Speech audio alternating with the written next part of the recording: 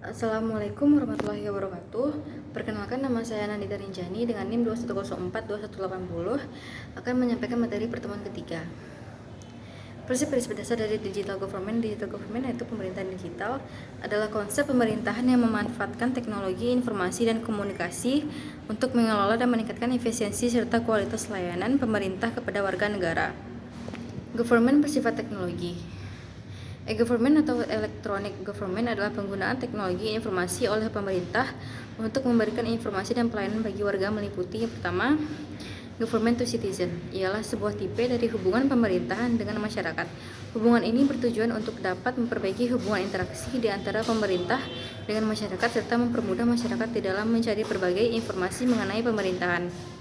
2. Government to business ialah sebuah tipe dari hubungan pemerintah dengan bisnis, dikarenakan sangatlah dibutuhkan relasi yang sangat baik di antara pemerintah dengan kalangan bisnis, dan tujuannya ialah demi sebuah kemudahan berbisnis masyarakat dari kalangan pembisnis. Yang ketiga ada government to government, ialah sebuah tipe dari hubungan pemerintah dengan pemerintah lainnya. Hubungan ini bertujuan agar dapat memenuhi berbagai macam informasi yang dibutuhkan di antara pemerintah yang satu dengan pemerintah lainnya, dan untuk memperlancar dan juga mempermudah sebuah kerjasama di antara pemerintah-pemerintah yang bersangkutan. Government to employees. Yang keempat ada government to employees, ialah sebuah tipe hubungan antara pemerintah dengan pegawainya. Hubungan ini bertujuan agar pegawai pemerintahan atau pegawai negeri dapat meningkatkan kinerja beserta kesejahteraan dari pegawai yang bekerja pada salah satu institusi pemerintah. 5. Government to non-profit ialah sebuah tipe hubungan antara pemerintah dengan lembaga atau institusi non-profit seperti NGO, partai politik, dan lain-lain. Hambatan utama pada e-governance ialah proses pelaksanaan tata kelola pemerintahan dengan memanfaatkan teknologi, informasi, dan komunikasi dalam mewujudkan tata kelola pemerintahan yang lebih baik. Tantangan dalam penerapan pelayanan birokrasi berbasis digital yang mencakup 3 aspek yang disebutkan O'Reilly, itu ada tangible, intangible, dan tidak very intangible, juga dapat menjadi bagian dari hambatan utama dalam e-governance. Berikut ialah bagaimana ketiga aspek tersebut berkaitan dengan hambatan utama dalam e-governance. Yang pertama ada tangible challenge, yaitu ini termasuk masalah-masalah fisik yang dapat diukur dan terlihat, seperti yang pertama ada infrastruktur teknologi, yang kedua ada akses internet, yang ketiga ada yang selanjutnya itu ada intangible challenge, yaitu tantangan yang tidak nyata.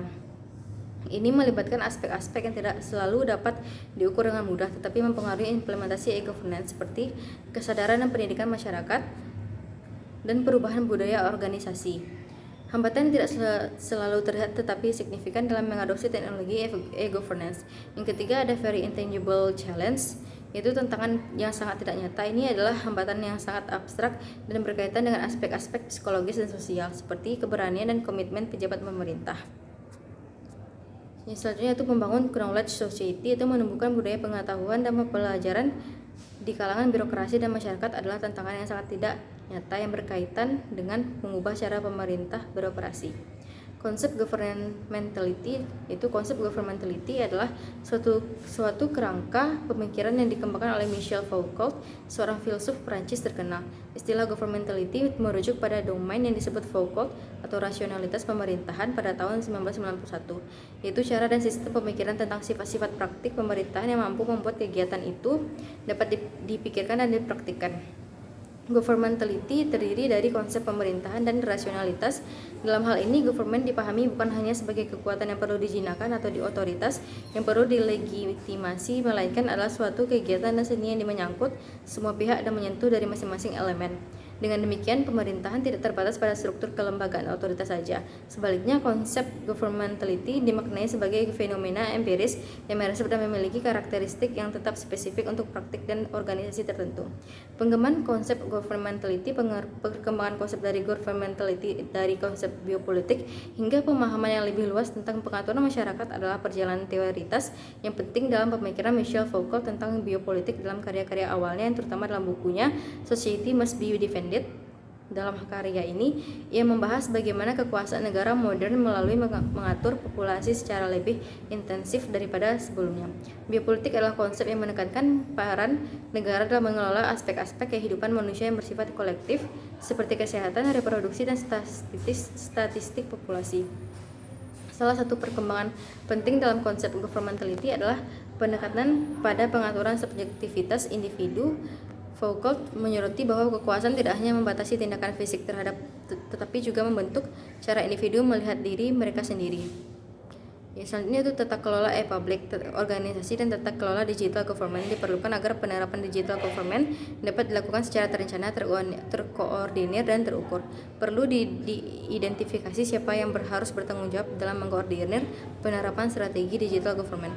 Selain itu juga harus dilakukan perencanaan serta pemantauan serta evaluasi agar penerapan strategi digital government dapat dilakukan secara berkelanjutan. Untuk itu diperlukan kerangka kerja organisasi dan tata kelola dalam penerapan strategi digital government di seluruh lapisan pemerintah. Baiklah, sekian penyampaian materi pertemuan ketiga saya. Wabillahi taufiq wal hidayah. Wassalamualaikum warahmatullahi wabarakatuh.